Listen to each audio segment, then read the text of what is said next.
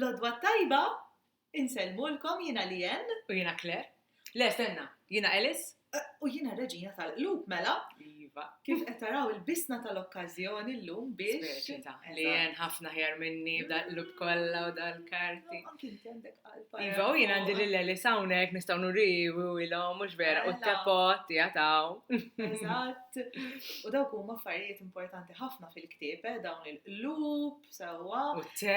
Eżatt, jiġifieri dan il-ktieb li tajjeb li ngħidulkom naturalment li jismu Alice fl-Art tal-Eġubijiet u dan il-ktieb forsi tafuh miktub minn Lewis Carroll, imma f'dan il-każ aħna traduċejna dan l-adattament ta' Carlo Scatalini. U llum ħanaqrawlkom biċċa minn dan il-ktieb li tmur xi ħaġa hekk. Waqt il-ġuri kien hemm folla kbira. Ir-re kellu kuruna fuq il-parrokka tal-imħallef u r-reġina kienet bil-qeda ħadeħ.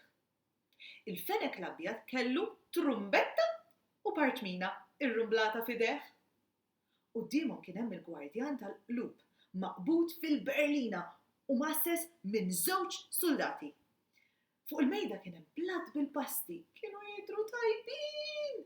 U Alice tittala żaqqa. Alice ħarset madwarha u rat il-ġurija. Kienet magħmula minn 12 ġurat li kollha kemm huma kienu qed iniżlu in-noti fuq biċċa njama. Wieħed minnhom kien Bill, il-granxula, li kien qed jagħmel ħsejjes strambi bil-lapes. Alice bdiet tiddarras u allura ħadetlu l-lapes. Bill kellu jikteb sebgħu matul il-proċess kollu. F'ħin minnhom ir-re ordna li tinqara l-akkuża. Il-fenek l-abjad daqq it-trumbetta 3 darbiet u beda jaqra il-parċmina. Il-mara tal-qlub ħejjet il-pasti, il-gwardjan tal-qlub u nies oħra serqu għomla. Ir-re rrid jisma' l-verdett, imma l-ewwel kien hemm xi xieda lesti biex jitilgħu jiġdu. Il-fenek l-abjad sejjaħ lill-ewwel xut, il-kappellun. Il-kappellun wasal b'tazza tefit waħda u fl-oħra biċċa ħobż bil-butir. Ir-re qallu għadda l-ħin tat-te. Dak x'ibdejt ixorbu. Il-kappellun wieġbu jidhirli fl-14 ta' Marzu. Imbagħad ir-re ordnalu jneħħi l-kappell. Il-kappellun qallu li kien iżomm il-kpiepel biex ibieħhom. Sadattant il-fenek Marzulin u l-Ġurdin kienu qed jinterrompuh il-ħin kollu. Il-kappellun beda jħawwad dejjem iżjed, beda jitlef rasu u minflok gidem il-ħobs, gidem il-kikra tat-te. Għal kull mistoqsija li staqsih ir-re wieġbu ma jista' jinbniedem sempliċi. Imbagħad il-kikra u l-ħobs waqgħulu mal-art. 2 tifnik tal-indi bdew iċabċbu u spiċċaw maqfulin fix-xkora mill-iskorta tar-re. Malli r-re tom l-ordni biex jitilqu il-kappellun eb. It-tieni xut kienet il-koka tad-dukessa. Ġiet borża bżar fida u ħafna bdew jazzu. Xew! Biex inhom magħmulin il-pasti. Staqsa r-re. Mhux mill-bżar ajma, weġbitu. Magħmulin mill-ġuleb. Għajjat f'salt il-Ġurdin vuċi għajjena. Ir-reġina bdiet tgħajjat, għabdu lil dak il-Ġurdin u waqtawlu il-baffi. Il-Ġurdin tkeċċa mill-awla u nqala pandemonju sħiħ. Wara ftit kulħadd reġa' sappostu, imma l-koka ma deret imkien.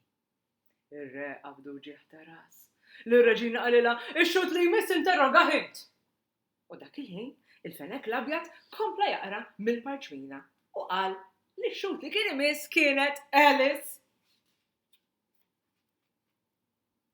U għallum, Diki? mela. Għaddi mal-ar dal-kapitlu. Ħafna saqsi l-fenek kemm itir mal-għajr mhux vera. Eżatt. Dik kienet, dak kien kapitlu minn Alice fl-Art tal-Eġubijiet, grazzi Lien. Jiena ħadd gost nisma' taqra lil Lien. Jiena lilek. U tinterpreta r-Reġina.